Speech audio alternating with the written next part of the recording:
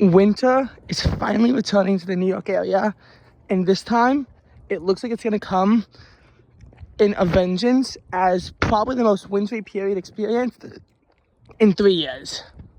But first, a mild weekend that at times will feel like spring.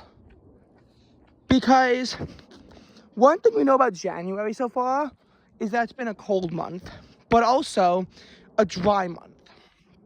You know, we've seen only around 1/10 of an inch of precipitation so far in the New York metro area for January, well below what it's supposed to be, which is around 2.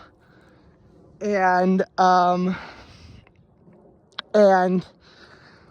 you know, obviously December was wet, but we are still in a drought, because if everyone remembers what happened, you know, when September was really dry, October was historically dry, first part of November was dry too. So as everyone knows, our drought was regressing through November, but then December it improved, and that's why all the warnings were lifted. But they could be coming back if it doesn't precipitate soon, but we'll get to that. It's also been very cold, so, you know, the lackluster precipitation that there has still led to a bit of snow.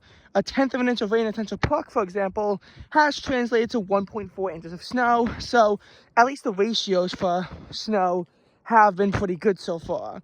Like, when it does precipitate, it is coming down as snow. We have had some coatings yesterday night, so January 16th, the night of that, was another snow opportunity. However, I couldn't tell if it was a trace or 1/10 of an inch, which in my book means it's a trace.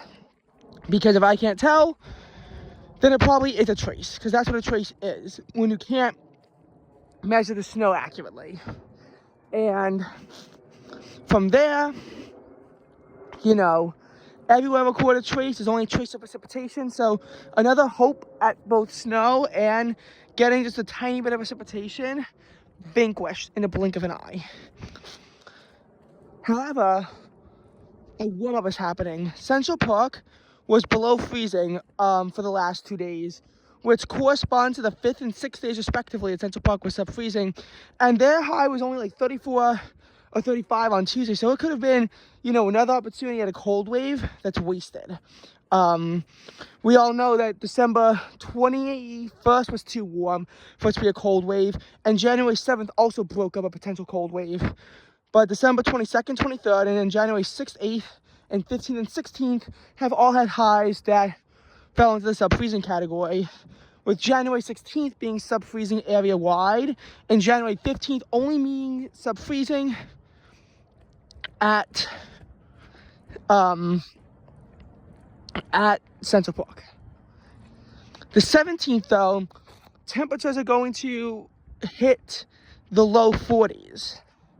And possibly the mid-40s, depending on how much sunshine there is. That's why I say it could feel like spring. And when January like 23 or 24, that wouldn't be the case, because it'll be much too warm for it to, you know, feel like spring when that was, you know, the norm. I mean, January 2023, the average January day had a high temperature of 49 degrees. So, no way in hell. And January 2024 wasn't nearly as warm as that, but the average high temperatures were still in the lower 40s. This time, though, things are shaping up to be much, much different.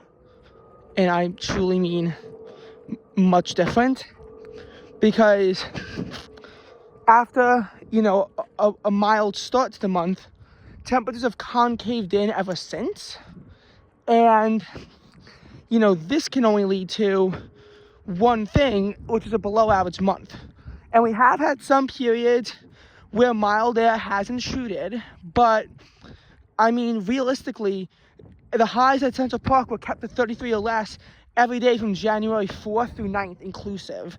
So, you know, that was that, and we haven't had that many mild days, to be honest. Like, it's actually been just excessively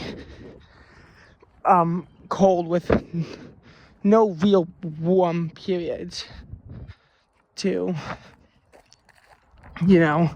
have.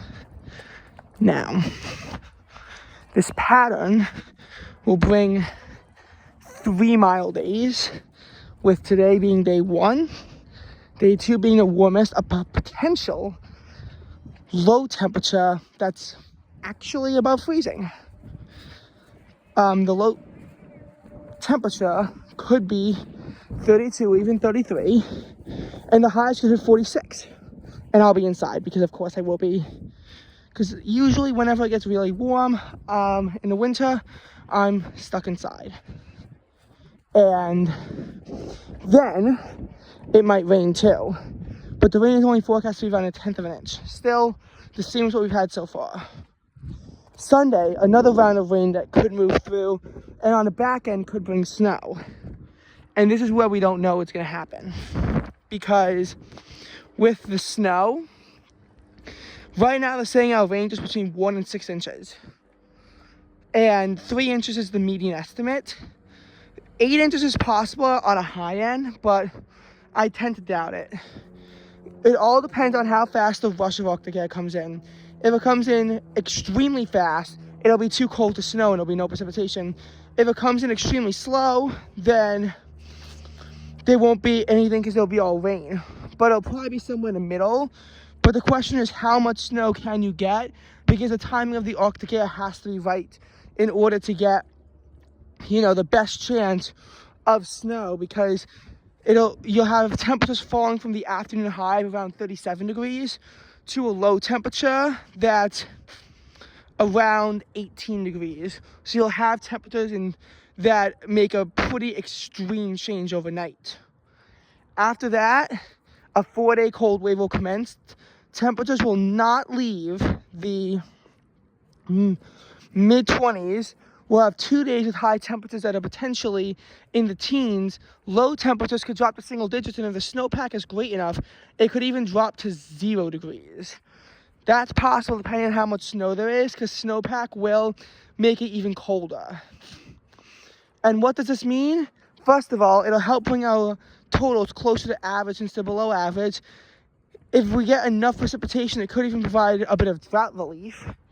And it should be not only our biggest storm of 2024, has the potential, though, to be our biggest storm in the last 3 winters. Ever since Central Park got 8.3 inches in a blizzard in January 2022, they have not seen more than 3.2 inches. So it wouldn't even take that much above the median for New York City to get their biggest storm in 3 years by Central Park data. It's not going to be a big storm. It's going to be a moderate one, but it could be one that could help our snowfall totals get closer to average, and it should snow, and I'll have videos of it when it does.